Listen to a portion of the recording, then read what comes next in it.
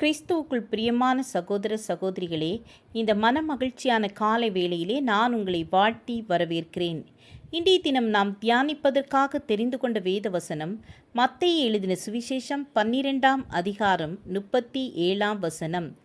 ஏனெனில் உன் வார்த்தைகளினாலே நீதிமான் என்று தீர்க்கப்படுவாய், அல்லது உன் வார்த்தைகளினாலே குற்றவாளி என்று தீர்க்கப்படுவாய் என்றார்.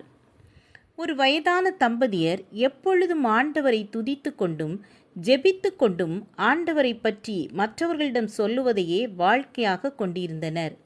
அவர்கள் செய்யும் செயலை தூரத்திலே இருந்து பார்த்த வாலிபன், இவர்கள் இவ்வளவு சந்தோஷமாக இருக்கிறார்களே, இவர்கள் சந்தோஷத்தை கெடுக்க ஏதேனும் செய்ய வேண்டும் என்று சொல்லி அவன் ஒரு திட்டம் தீட்டி அவர்கள் வீட்டிற்கு சென்றான்.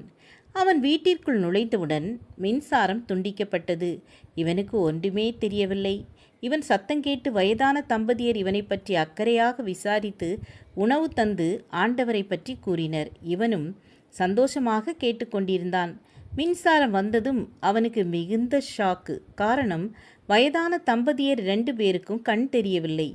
ஆனால் சந்தோஷமாக அவர்கள் பேசின ஒவ்வொரு வார்த்தையும் அவன் இருதயத்தை துளைத்தன. நான் எவ்வளவு பெரிய தவறு செய்ய நினைத்தேன், அவர்களை குற்றவாளியாக தீர்க்க நினைத்தேன், ஆனால் நான் தான் குற்றவாளியாக நிற்கிறேன். ஆம், எனக்கு அன்பானவர்களே, நாம் எந்த நிலைமையில் இருக்கின்றோம் என்று கவலை கொள்ளாமல் இருக்கின்ற நிலைமையில் நாம் பேசும் வார்த்தைகள் ஒவ்வொன்றிலும் கவனம் நிறைந்தவர்களாய் இருக்க வேண்டும். அறிவாளி தன் வார்த்தைகளை அடக்குகிறான் என நீதிமொழிகள் 17:27 குறிப்பிடப்பட்டுள்ளது. அநேக சொப்பனங்கள் மாயையாயிருப்பது போல அநேக வார்த்தைகளும் வியர்த்தமாயிருக்கும். ஆகையால் நீ தேவனுக்கு பயந்திரு. பிரசங்கி 5:7 வீண் வார்த்தைகளினாலும் கற்பனைகளினாலும் சித்தரித்து பேசக்கூடாது. நாம் பேசுகின்ற வார்த்தையின் மூலமாக நீதிமான் என்று தீர்க்கப்படுவோம் அல்லது குற்றவாளி என்று தீர்க்கப்படுவோம். நாம் என்ன செய்கின்றோம் என்று கருதி தெளிவாக நாம் பேசும் வார்த்தைகளில் கவனம் செலுத்துபவர்களாய் இருக்க வேண்டும்.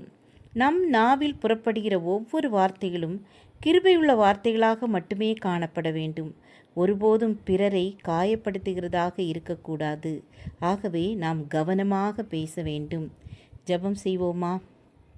அன்புள்ள இயேசப்பா, எங்கள் வாயின் வார்த்தைகளை வீணாய் அலப்பாதபடி காத்தருளுங்க. எங்கள் வாயின் வார்த்தைகள் சுத்தமானதாய் இருப்பதாக. இயேசுவின் நாமத்தில் பிதாவே, ஆமேன் ஆமேன். God bless you.